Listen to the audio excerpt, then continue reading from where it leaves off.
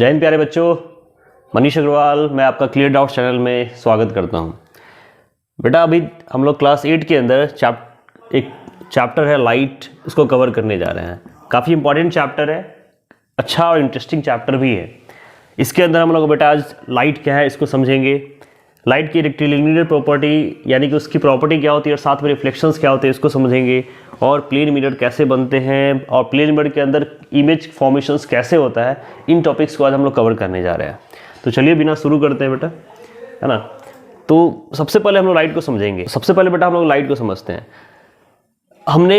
आप देखते होइएगा, अगर हम लोग किसी भी चीज़ को अंधेरे में देखने की कोशिश करते हैं तो क्या आपको दिखाई देती है? कोई भी ऑब्जेक्ट हमारे घरों में नाइट के अंदर जैसे कोई भी ऑब्जेक्ट देखते हो तो क्या आपको नज़र आता है?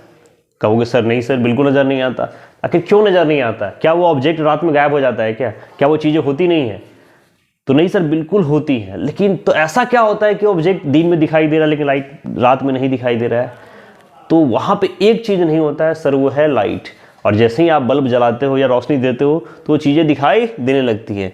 तो यहाँ पे क्या है, वही चीज़ है बेटा, क्या है कि light is needed to make objects visible. यानी कि कहीं ना कहीं आप ये कह सकते हैं कि लाइट ही है जिसके कारण हमें कोई भी चीज़ नज़र आती है, कोई भी वस्तु दिखाई देती है। तो सर लाइट में ऐसा क्या होता है? तो ऑब्वियसली भाई लाइट एक एनर्जी का फॉर्म है जो विजन यानी कि सेंसेशंस ऑफ विजन के लिए रिस्पॉन्सिबल होता है। ठीक है बेटा, ठीक है। अब देखिए यहाँ पे क्या है, जैसे ये एक ऑब्जेक्ट सोर्स है, यहाँ से लाइट इस ऑब्जेक्ट पे आएगा और यहाँ से जब ये टकराएगा रिफ्लेक्शन होगा ना और हमारे आंखों में जाती है तब हम उस ऑब्जेक्ट को देख पाते हैं।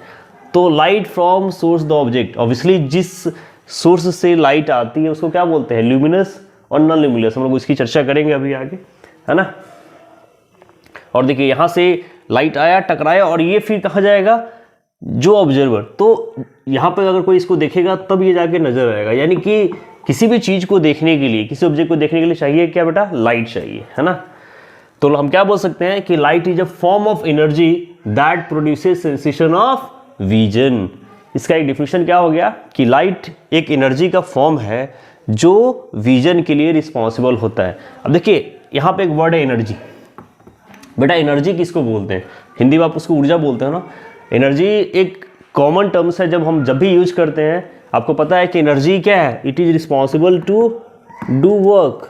हम क्या बोलते हैं बेटा, एनर्जी किसके लिए यूज करते हैं? क्योंकि एनर्जी ही है जिसके कारण हम कोई ना कोई वर्क कर पाते हैं। तो क्या सर लाइट भी कोई वर्क करता है क्या? बिल्कुल। अब सोचिए अगर लाइट ना हो तो हम कोई वर्क कर ही नहीं पाते हैं, है ना। बिना लाइट के ना मैं कोई वीडियो रिकॉर्ड कर पाता, ना आप स्टडी कर पाते। तो अब इससे बड़ा काम क्या होगा कि हम लोग हर एक चीज़, हर एक वर्क के लिए ही लाइट पे कहीं ना कहीं डिपेंडेंट है। तो लाइट एक एनर्जी का फॉर्म है जो क्या करता है बेटा, विजन ऑफ सेंसेशन, यानी कि किसी भी चीज़ को देखने के लिए जो हमें चाहिए, सेंसेशन चाहिए ना, उसके लिए रिस्पॉन्सिबल होता है। ठीक है, तो ये आपका एक डिफिनेशन हो गया लाइट का। जैसे यहाँ पे देखिए ये क्या है, अब हम बात करते हैं प्रॉपर्टीज ऑफ लाइट। तो लाइट की सबसे पहले प्रॉपर्टी होती है बेटा रेक्टिलिनियर प्रोपेगेशन। आपको पता है रेक्टिलिनियर का मतलब क्या होता है, स्ट्रेट, सीधा। इसका मतलब क्या है, अब प्रोपेगेशन मतलब होता है ट्रेवल करना। इसका मतलब ये समझ में आ रहा है कि लाइट हमेशा सीधा ट्रेवल करती है, रेक्टिलिनियर वे में ट्रेवल करती है। जैसे यहाँ पे देखिए टॉर्च दिखाया है, आप देखते होंगे जब आप टॉर्च दिखाते हैं कभी आपको ऐसा नजर आया कि टॉर्च ऐसे ऐसे घूमते घूमते जा रहा हो? बिल्कुल कहोगे सर नहीं, हमेशा टॉर्च की रोशनी तो सीधी जाती है। अब सनलाइट से कोई रेज देखते हो, कभी ऐसा लगा है कि वो तिरछा घूमते हुए दिखाई दे रहा हो? कभी नहीं। किसी भी चीज़ से लाइट देखेगा तो हमेशा आपको नजर आएगा कि ये सीधा ही ट्रेवल करता है। शायद आपको अगर याद हो तो आप लोगों ने 6th-7th के अंदर एक एक्टिविटी भी की थी इसके लिए, जिसमें क्या था कि आपने 3 कार्डबोर्ड बनाए थे, है ना। और ये 3 कार्डबोर्ड के ठीक बीचों बीच एक होल कर दिया था, ठीक बीचों बीच, इस तरीके से ताकि तीनों का सेंटर पॉइंट सेम हो। और आप यहाँ पे क्या करेंगे बेटा, एक कैंडल जलाते थे हम लोग, है ना, एक कैंडल जलाते थे। और ये जो कैंडल से जो लाइट निकलती है, ऑब्वियसली अगर इस होल से यहाँ से और ये कोई ऑब्जेक्ट यहाँ से देखेगा तो जो देखेगा उसको यहाँ नजर आएगी कि यहाँ से एक लाइट रे पार करके ना इस साइड आ रही है। अब सोचिए अगर लाइट सीधा ट्रेवल नहीं करता तो क्या इसको पार कर पाता, इस होल से बाहर आ पाता? तो कहोगे सर नहीं, क्योंकि वो तिरछा होता तो हो सकता था यहीं टकरा जाए, यहीं टकरा जाए, लेकिन वो सीधा ट्रेवल कर रहा है, तभी तो ये पार करके जा रहा है ना। तो ये एक एक्टिविटी थी जिससे हम ये बताते थे कि लाइट हमेशा रेक्टिलिनियर वे में ही ट्रेवल करती है। बिल्कुल, तो इसको याद रखिएगा कि लाइट क्या होता है बेटा, they are always travel in a straight line. जैसे यहाँ पे देखिए क्या दिखा रहा है, यहाँ पे एक होल है, यहाँ से लाइट ट्रेवल कर रहा है, तो एक ट्रेवल कैसे कर रहा है, बिल्कुल सीधा। ठीक है, हम लोग रिफ्लेक्शन ऑफ लाइट की आगे चर्चा करेंगे, ये इंसिडेंट रे क्या होता है, रिफ्लेक्ट के इस टॉपिक को हम लोग आगे कवर करेंगे। तो अभी हमने क्या देखा कि लाइट हमेशा स्ट्रेट लाइन में ट्रेवल करता है। अब बेटा इसमें सबसे पहला जो टॉपिक पढ़ना है प्लेन मिरर के बारे में। प्लेन मिरर वही मिरर जिसमें हम लोग आप लोग 2 बार 4 बार अपना चेहरा देखते हो ना, दिन रात बाल बनाने के लिए, क्रीम लगाने के लिए हम लोग भी देखते हैं, ऐसा नहीं है। तो उसी प्लेन मिरर की बात हो रही है। तो प्लेन मिरर यानी कि इसको हिंदी में बोलते हैं बेटा समतल दर्पण। ठीक है, क्या बोलते हैं, समतल दर्पण, आईना, शीशा, जो भी आप लोग बोलते हो। तो सबसे पहले आखिर प्लेन मिरर बनाते कैसे हैं, तो देखिए मिरर के सबसे एक्चुअली ये देखो, मिरर में ना, प्लेन मिरर के अंदर 2 कोटिंग होती है, 2 कोटिंग की जाती है। जो फर्स्ट कोटिंग की जाती है बेटा वो की जाती है सिल्वर मेटल का। क्यों किया जाता है सिल्वर मेटल का या ग्रे टाइप का, क्योंकि सिल्वर मेटल ना बिल्कुल वाइट टाइप का होता है, एक अच्छा रिफ्लेक्टर होता है। अब जैसे समझिए एक प्लेन मिरर है, इसकी जो पहली कोटिंग की गई हमने क्या कर दिया, सिल्वर का। ठीक है, यानी कि जो पहला एक सिंपल शीशा जिससे आर पार दिखाई देता है, ट्रांसपेरेंट होता है, उसमें क्या करेंगे, एक कोटिंग लगा देंगे सिल्वर कलर का, और उसके पीछे बेटा एक डार्क कलर। अब डार्क कलर का मतलब कोई रेड कलर ही नहीं है, हो सकता है रेड कलर यहाँ पर दिया है, कोई भी ग्रीन कलर, कोई भी डार्क कलर आप यूज करोगे। अब सर एक क्वेश्चन होगा कि सर ऐसा क्यों है कि भाई हम डार्क कलर लगा रहे हैं, अगर मान लीजिए सिल्वर कलर से भी काम चल सकता था, तो नहीं, क्योंकि सिल्वर कलर अच्छा ट्रांसपेरेंट होता है, लेकिन चूंकि वो शीशे का कलर का ही होता है, तो ये पॉसिबिलिटीज है कि बेटा कुछ ना कुछ लाइट इससे पार कर जाए, तो वो लाइट पूरी तरीके से रुके, इसीलिए हम क्या करते हैं, इसके पीछे एक और लेयर लगाते हैं। तो सर एक डार्क कलर लगा दिए। अब आपका एक क्वेश्चन होगा कि सर तो फिर सिल्वर कलर क्यों मत लगाइए भाई, डार्क कलर ही लगा दीजिए। तो देखिए बेटा याद रखिएगा, एक्चुअली जितने भी ऑब्जेक्ट हैं हमारे चारों ओर ना, वो 2 टाइप्स के होते हैं। एक होता है लाइट का ऑब्जर्वर और दूसरा होता है रिफ्लेक्टर। तो ये जो डार्क कलर होता है ना, वो लाइट का बहुत अच्छा ऑब्जर्वर होता है। वो क्या है ना, आधा लाइट को तो वो खा जाएगा, और सोचिए जब आधा लाइट खा जाएगा तो हमको दिखेगा क्या। तो इसीलिए हम कोशिश करते हैं कि डार्क कलर यूज़ ना करें। अब किसी भी स्टडी रूम में या कहीं भी देखा होगा आपने कि सिर्फ वाइट कलर की पेंट कराते हैं। क्यों, अब डार्क कलर कराओगे ना, 2 बल्ब भी लगाओगे तो रोशनी आपको कमी नजर आएगी, क्योंकि आधा से ज़्यादा लाइट तो ऑब्जॉर्ब कर लेता है। ठीक है बेटा, तो इसके पीछे में एक डार्क कलर कराते हैं ताकि थोड़ी सी भी पॉसिबिलिटीज ना रहे लाइट को आर पार जाने की। तो इस तरीके से प्लेन मिरर बनाया जाता है। फर्स्ट कोटिंग करेंगे सिल्वर कलर की ताकि एक अच्छा रिफ्लेक्टर है, और उसके पीछे एक डार्क कलर लगा देंगे। तो हमने क्या किया, एक प्लेन मिरर बना दिया, और उसके बाद दिन भर चेहरा देखते रहिए, कोई दिक्कत नहीं है। ठीक है, देखिए यहाँ पे वही चीज़ें दिखाई गई है, ये हमारा रिफ्लेक्टिंग सरफेस है। अब हम आगे लॉज ऑफ रिफ्लेक्शन पढ़ेंगे, लेकिन उससे पहले कुछ चीज़ें समझेंगे बेटा। ठीक है, तो इससे पहले हम लोग समझेंगे रिफ्लेक्शन ऑफ लाइट के बारे में। तो रिफ्लेक्शन ऑफ लाइट एक्चुअली होता क्या है, तो देखिए एक यहाँ पे क्या है, एक सिंपल इलेक्ट्रिक टॉर्च लिया गया है, और क्या है, stick a piece of paper having 3 slits over the glass of the torch. इस शीशे के अंदर ये 3 होल्स दिख रहे हैं आपको यहाँ पे, है ना, और यहाँ से जब टॉर्च, यहाँ पे क्या रखा गया, प्लेन मिरर को। अब देखिए जब प्लेन मिरर गया तो यहाँ क्या दिख रहा है कि ये तीनों लाइट यहाँ पे टकराई और यहाँ से वापस लौट रही है। यहाँ पे आपने क्या देखा, देखिए ये जब होल से लाइट गया तो यहाँ टकराने के बाद क्या हो गया, एक एंगल से लौट गया। ठीक है, तो ये जो लौट गया इसका मतलब क्या है, इसको क्या बोलते हैं बेटा, 3 beams of light reflecting from the mirror, thus we can see how light is reflected। इस तरीके से क्या होता है, लाइट रिफ्लेक्ट होता है। तो इसका मतलब है कि when rays of light fall on opaque surface they turn back, this is called the reflection of light। opaque मतलब वो सरफेस जिससे लाइट आर पार न जा पाए। मतलब हमने क्या देखा कि अगर किसी भी ओपेक सरफेस के ऊपर, ओपेक किसी भी नहीं, ऑब्वियसली एक शाइनी स्मूथ सरफेस के ऊपर, तो वहाँ से क्या होगा, वो लाइट वापस हो जाती है, बैक हो जाती है, और इसी को बोलते हैं रिफ्लेक्शन ऑफ लाइट। मैं इसके और भी एक डिफिनेशन बताता हूँ। इसको हम ऐसे भी डिफाइन कर सकते हैं कि when rays of light fall on opaque shiny surface, है ना, वहां पे आप वर्ड यूज कर सकते हो साइनी सरफेस, साइनी या स्मूथ सरफेस, सरफेस दे बाउंस बैक। बाउंस बैक का मतलब होता है बेटा वापस आ जाना, रिटर्न हो जाना, ठीक है। दे bounce back, this phenomena is called what, reflection of light. Fino के मतलब क्या होता है, वो घटना जो समय हो रही है, incidents, this phenomena is called, क्या बोलेंगे बेटा इसको, रिफ्लेक्शन ऑफ लाइट बोलेंगे। यानी हमने क्या देखा, वो फिनोमेना, वो घटना जिसकी में कोई भी लाइट एक साइनी या स्मूथ सरफेस से टकराने के बाद वापस लौट जाती है, इसी को हम क्या बोलेंगे बेटा, रिफ्लेक्शन ऑफ लाइट। और फैक्ट पूछिए, डिफिनेशन समझ में आ गया। अब ये रिफ्लेक्शन ऑफ लाइट इतना इंपॉर्टेंट है, इतना इंपॉर्टेंट है क्योंकि अभी हमने जो देखा था कि लाइट विजिबिलिटी के लिए, यानी किसी भी चीज़ को देखने के लिए रिस्पॉन्सिबल होती है, एक्चुअली बिल्कुल होती है, लेकिन एक्चुअली वो लाइट नहीं होती है, वो रिफ्लेक्शन ऑफ लाइट होती है।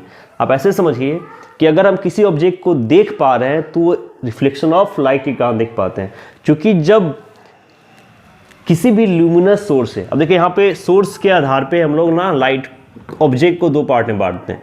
एक आपका होता है ल्यूमिनस, ठीक है, और दूसरा होता है आपका नॉन ल्यूमिनस। क्या होता है बेटा, ल्यूमिनस और नॉन ल्यूमिनस। तो ल्यूमिनस किसको बोलते हैं बेटा, जिनके पास अपना लाइट होता है, दे हैव ओन लाइट, ठीक है, इनके पास खुद का लाइट होता है। खुद का लाइट का मतलब, जैसे एग्जांपल में बात की, सन है, टॉर्च है, बल्ब है, ये सब क्या है बेटा, ये सब के पास खुद का लाइट है। इनको जब बहुत टॉर्च जलाते हो तो खुद से रोशनी निकालता है ना, बल्ब जलाते हो तो उनका रोशनी होता है, सन के पास अपना लाइट होता है, तो इनको क्या बोलेगा, ल्यूमिनस। और दूसरा सोर्स है बेटा आपका नॉन ल्यूमिनस, जो जिनके पास अपना कोई लाइट नहीं होता, वो ल्यूमिनस लाइट से ना रिफ्लेक्शन के कारण चमकते हैं। जैसे कोई भी एग्जांपल अदर देन इनके अलावा कोई भी एग्जांपल, कोई भी ऑब्जेक्ट ले लो, कपड़ा ले लो, दीवार ले लो, आदमी ले लो, एनिमल ले लो, each and everything in the your home जो सोर्स ऑफ लाइट नहीं है, ल्यूमिनस नहीं है, ऑब्वियसली वो क्या होगा, नॉन ल्यूमिनस होगा। और जितने नॉन ल्यूमिनस ऑब्जेक्ट है ना, वो ल्यूमिनस के सोर्स को लेते हैं और फिर वो दिखाई पड़ते हैं, अपने लाइट को गिवन करते हैं, ठीक है बेटा। तो हमने क्या देखा, तो ऑब्वियसली अगर कोई भी नॉन ल्यूमिनस ऑब्जेक्ट के ऊपर जब किसी भी सोर्स से लाइट आएगा और वहां से जब रिफ्लेक्शन होकर हमारे आंखों में आता है ना, तभी हम उसको देख पाते हैं। आप मुझे देख पा रहे हो, मैं आपको देख पा रहा हूं, तो ये सब रिफ्लेक्शन ऑफ लाइट के कारण है। अगर रिफ्लेक्शन ऑफ लाइट ना हो तो कुछ भी नजर नहीं आएगा। यही वो फिनोमिना है जिसके कारण हर एक ऑब्जेक्ट दिखाई देता है। तो इसको बिल्कुल ध्यान में रखिए, ठीक है। जैसे देखें, अब हम लोग बेटा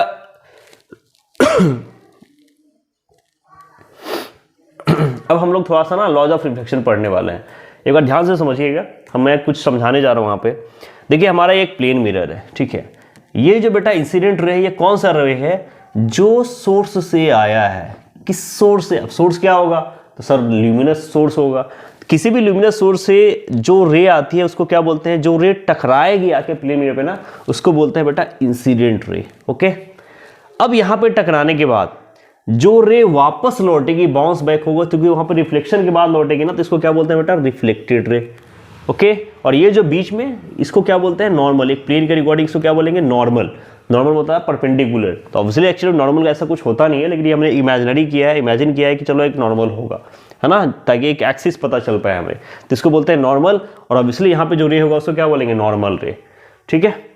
तो अब देखिए, यहां इन नॉर्मल के बीच में और इंसिडेंट रे के बीच में एक एंगल है, इसको डिनोट करते हैं बेटा किससे, एंगल ऑफ आई से। और इसको क्या बोलते हैं, एंगल ऑफ इंसिडेंस।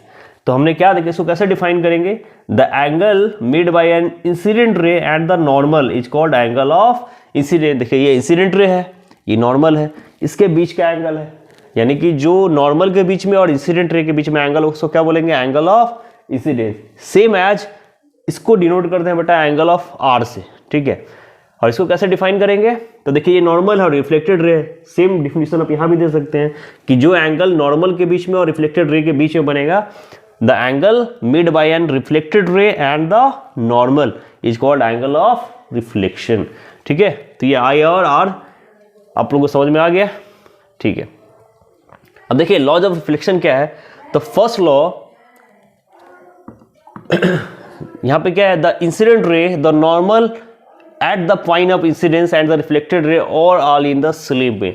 ये एक्चुअली लॉज ऑफ रिफ्लेक्शन का सेकेंड लॉ है।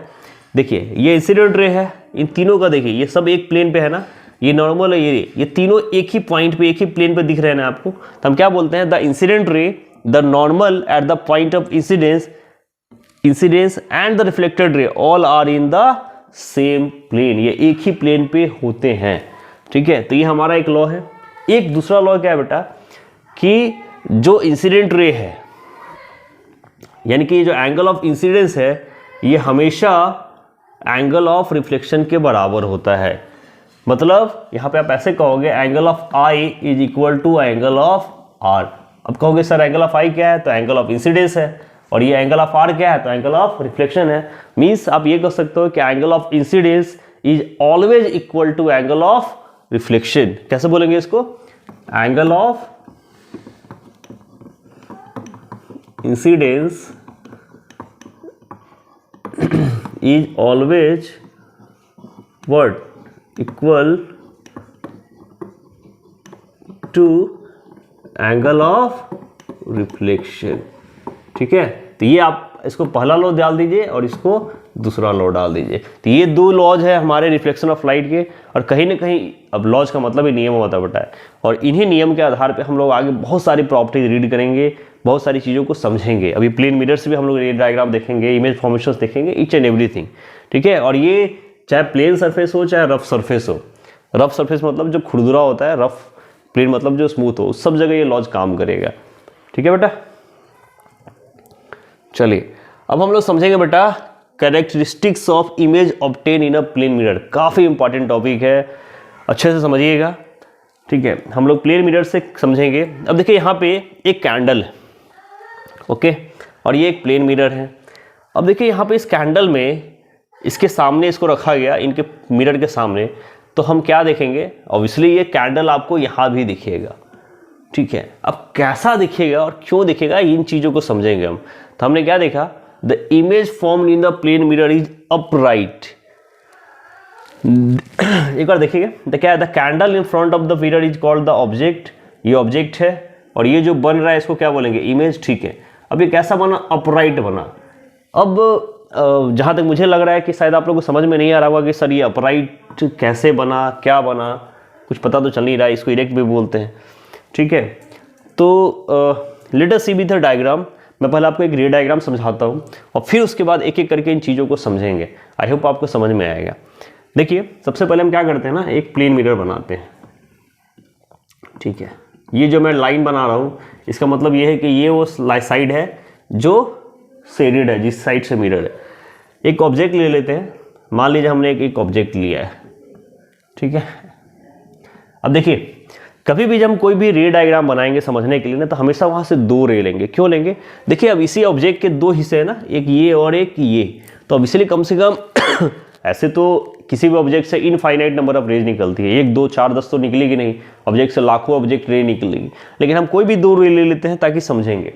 अब देखिए, अब अगर ये रे समझिए एक ऐसे आके टकराया, तो लॉज ऑफ रिफ्लेक्शन क्या बोलता है कि एक एंगल से नीचे आएगा, तो चलिए ये कहीं ना कहीं यहाँ पे आके लौटेगा, ठीक है, कोई दिक्कत। अब मान लें इस टर्मिनल से हम एक रे ले लेते हैं, ये रे यहाँ पे टकराया, और देखिए ये कैसे लौटेगा, ऐसे। अब ठीक से देखिए, अब ये जो रेज आ रही है, अब मुझे बताइए कि यहाँ पे देखिए, अगर मैं इस साइड से इसको देखूँ तो क्या ये रे आपस में कभी मिलेंगी? जहाँ तक मुझे लग रहा है नहीं, ऐसे जा रहा है, ऐसे बढ़ते हुए जा रहा है, यानी कि जैसे जैसे आगे बढ़ेगा इसकी दूरी और बढ़ती जाएगी, तो ये रे आपस में कभी मिलेंगे ही नहीं, है ना। तो भाई जब कभी मिलेंगे नहीं तो इमेज फॉर्म कैसे होगा? क्योंकि आप याद रख लीजिए कि इमेज फॉर्म होने के लिए सबसे ज़रूरी चीज़ क्या है कि वो दोनों रे आपस में मीट होना चाहिए, मिलना चाहिए। अगर वो नहीं मिलेगा तो इमेज भी फॉर्म नहीं होगा। तो सर जब इमेज फॉर्म नहीं होगा तो भाई कैसे बनेगा?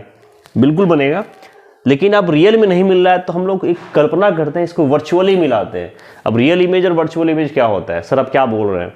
तो देखिए रियल का मतलब क्या होता है बेटा? वास्तविक। दो इमेज होता है। रियल इमेज मतलब एक्चुअली किसी भी स्क्रीन के ऊपर, जैसे हम लोग टॉर्च जलाते हैं, प्रोजेक्टर जलाते हैं, तो सही में आपके स्क्रीन के ऊपर दिखाई देता है ना, पर्दे के ऊपर।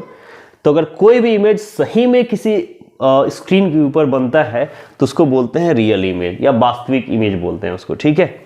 और वो इमेज जो एक्चुअली में नहीं बनता किसी भी स्क्रीन के ऊपर, तो उसको बोलते हैं वर्चुअल इमेज। तो ये जो इमेज है ना वो सही में कहीं मिलेगा नहीं, तो इसकी हमें एक मिरर के पीछे है, पीछे का कुछ नहीं होता है अंदर, तो ऑब्वियसली आप स्क्रीन है तो मैं पीछे ही दिखा पाऊंगा आपको। तो जब पीछे कुछ बने ना तो उसको बोलते हैं वर्चुअल। अब देखिए इसको पीछे की ओर अगर मिलाइए और पीछे जब भी मिलाइए डॉटेड लाइन से, तो देखिए ये ऐसा समय आएगा कि ये दोनों जहां आपस में मिल जाएगा। अब देखिए यहां पे ऐसा हुआ ना कि ये मिल गया, तो ये जहां मिला वहीं पे इमेज फॉर्म हो गया, ठीक है। तो देखिए अब इसका मतलब अब यहां से हम ना इसकी प्रॉपर्टी निकालेंगे। क्या क्या प्रॉपर्टी निकालेंगे, और ये जो चीज़ें मैं समझाऊंगा वही चीज़ें देखो आप लोग इमेज में समझोगे कैंडल वाले एग्जाम्पल में। अब देखिए इसी से आप ना प्रॉपर्टी निकाल सकते हो कि इसको इसका ऑब्जेक्ट का, देखिए ये क्या है बेटा ऑब्जेक्ट, ठीक है, और ये क्या बना है इमेज।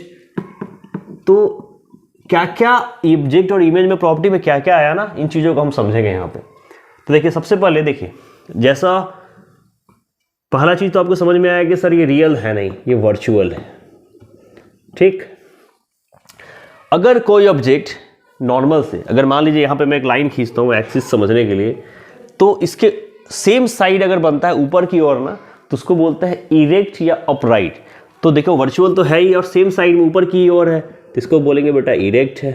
यानी आपने क्या देखा कि जो ऑब्जेक्ट इमेज बना, एक तो वो वर्चुअल इमेज है, इरेक्ट है। दूसरा चीज देखिए ये सेम साइज ऑब्जेक्ट के साइज का ही होता है, यानी कि सेम साइज ऑफ ऑब्जेक्ट, ठीक है। यानी कि जितना बड़ा ऑब्जेक्ट होगा ना उतना ही बड़ा बेटा इमेज भी बनेगा, ओके। इसके अलावा अब यहाँ पे थोड़ा डिस्टेंस नज़दीक दिख रहा होगा, लेकिन एक्चुअली में क्या होता है डिस्टेंस भी सेम होता है। यानी कि मिरर से जितनी दूरी पे ऑब्जेक्ट होता है उतनी ही दूरी पे आपका इमेज भी बनता है। यानी कि आप ये भी कह सकते हो कि the same distance as object, ठीक है। यानी कि जितनी दूरी पे बेटा ऑब्जेक्ट होगा उतनी ही दूरी पे क्या बनेगा, इमेज भी बनेगा, ओके। और एक चीज बस याद रखना है कि जो इसके बाद का पॉइंट मैं यहां लिख रहा हूं, ये होता है लैटरली इन्वर्टेड, ठीक है। ये क्या होता है लैटरली इन्वर्टेड। बोला सर इन्वर्टेड तो उल्टा होता है, ये लैटरली इन्वर्टेड क्या होता है? तो लैटरली इन्वर्टेड को आप ऐसे समझ सकते हो, इसको बोलते हैं बेटा साइड वाइज अपोजिट, ठीक है ना। क्या बोलते हैं साइड वाइज अपोजिट। अब साइड वाइज अपोजिट का मतलब होगा कि अगर लेफ्ट में है तो राइट में दिखेगा और राइट में है तो लेफ्ट में दिखेगा। जैसे आप लोग सेल्फी मिरर से देखते होंगे ना, अगर आपने लेफ्ट वाले खींचा है तो राइट में दिखेगा, राइट का चीज़ लेफ्ट में दिखेगा। तो ये प्रॉपर्टी होती है किसकी, इमेज का प्लेन मिरर से। वर्चुअल होगा, इरेक्ट होगा, सेम साइज होगा, सेम दूरी पे होगा और लैटरली इन्वर्टेड होता है। ये रे डायग्राम याद रखिएगा, एग्जाम्स में जरूर बनाना चाहिए बच्चों को अगर ये डायग्राम आता है तो। अब देखिए हम लोग एग्जाम्पल से उस कैंडल वाले चीज़ों से समझते हैं। आई होप अब आपको समझ में आएगा। देखिए सबसे पहला अब इसके साइड को मैं पीछे करूं तो आपने यहाँ पे क्या देखा, देखो अपराइट, मैंने बताया था ना कि इरेक्ट होता है, जैसा ये है ये भी ऊपर की ओर ही दिख रहा है, तो इसको क्या बोलेंगे इरेक्ट। अब देखिए take a full length mirror and stand in front of the mirror. ये एक बच्चा है इस मिरर के सामने खड़ा हो गया है, ठीक है। अब देखिए इसकी दूरी, the image of the size is same size, यानी जितना बड़ा ये मिरर के अंदर है ना ऑब्जेक्ट सेम साइज का है। इसका मतलब है कि जो मैंने आपको बताया था कि same size of the object भी बनता है। ये भी क्लियर हो गया। अब देखिए दूरी, जितनी दूरी पे बनेगा ना बेटा, देखिए the image is of the same size as the object. Object तो आप समझ लिए। अब देखिए यहाँ पे दूरी भी सेम होती है। Stand in front of the mirror raising और लेफ्ट हैंड। अब देखिए यहाँ पे ये लेफ्ट हैंड उठाया है, लेकिन यहाँ पे इमेज में कैसा दिख रहा है बेटा, देखिए ये ऑब्जेक्ट है और ये इमेज है। ऑब्जेक्ट में राइट, ये लेफ्ट उठाया है, यहाँ पे राइट दिख रहा है, तो इसी को क्या बोलते हैं लैटरली इन्वर्टेड, लैटरल इन्वर्जन, है ना। तो यहाँ पे उसने क्या बोला, now raise your right hand. उल्टा देखिए तो ये जो लेफ्ट का राइट दिखा, राइट का लेफ्ट दिखा, इस means that the right and left side should be on the interchange in the image formed in the plane mirror, और that is called lateral inversion, ठीक है। और इस इमेज को क्या बोलेंगे बेटा लैटरली इन्वर्टेड, जो मैं आपको ऑलरेडी समझा चुका हूँ कि अगर लेफ्ट का राइट में दिखे और राइट का लेफ्ट में दिखे तो इसको क्या बोलेंगे लैटरली इन्वर्टेड बोलेंगे। अब यहाँ पे एक देखिए क्या है, यहाँ पे क्वीन है in the middle of the third square of the mirror. यहाँ पे देखिए ये थर्ड स्क्वायर में इसको रखा गया है, ठीक है। अब इस प्लेन मिरर में इसको फिगर को देखिए, ये क्या दिख रहा है, now move the queen of the board. अब बोर्ड पे देखा तो देखिए यहाँ पे क्या देखा, the image of tool is the end of the board, जहाँ पे इन है इंड पे दिख गया ना। इसका मतलब है can image in the plane mirror is behind the mirror. जैसे मैंने आपको इसमें समझाया था ना कि एक्चुअली चूंकि वो वर्चुअल होता है तो ऐसा लगता है कि मिरर के अंदर दिख रहा है। जैसे अपने यहाँ पे देखा कि यहाँ पे ऐसा क्या लग रहा है कि मिरर के अंदर, कि उसके पीछे है, बिहाइंड द मिरर है। वही चीज़ जो मैंने आपको रे डायग्राम में समझाया था कि वो रियल में नहीं मिलता, इसलिए वो कहाँ बनेगा, बिहाइंड द मिरर बनेगा। हमें ऐसा लगता है जब हम अपना चेहरा देखते हैं तो हमें ऐसा क्या लगता है कि उसके अंदर घुसा हुआ है, तो एक्चुअली में क्या इमेज उसके अंदर घुस जाता है क्या, बिल्कुल नहीं। तो वो बिहाइंड द मिरर बनता है, यानी कि वर्चुअल होता है, क्योंकि एक्चुअली में वो रे कहीं मिलता ही नहीं है। जो एक्चुअली में नहीं मिलेगा तो कहाँ मिलेगा सर, वर्चुअली मिलेगा। तो इसीलिए वहाँ पे वो बिहाइंड द मिरर बनता है। तो ये सारे फीचर्स आपको बिल्कुल रटने की जरूरत नहीं है। अगर आप वो रे डायग्राम बना लेते हैं ना तो आप बिल्कुल आसानी से समझ के इन चीज़ों को फिगर के द्वारा लिख के बता सकते हैं। तो एक एक क्या है था बेटा, हमने सबसे पहले क्या देखा था, अपराइट है यानी कि इरेक्ट है। दूसरा क्या था, same size of the object. तीसरा क्या था बेटा, same distance from it the object. इसके अलावा लैटरल इन्वर्जन। तो ये चारों पॉइंट्स आपको याद रखने चाहिए जब आपको पूछा जाता है कि क्या कैरेक्टरिस्टिक्स क्या है image obtained in the plane mirror. ठीक है, तो आज के क्लास के लिए बस इतना ही। अगले क्लास में हम लोग देखेंगे बेटा रेगुलर एंड इरेगुलर रिफ्लेक्शंस क्या होता है, रिफ्लेक्टेड लाइट यानी कि मल्टीपल रिफ्लेक्शंस क्या होता है, ये सारी चीज़ें हम लोग अगले स्लाइड में करेंगे।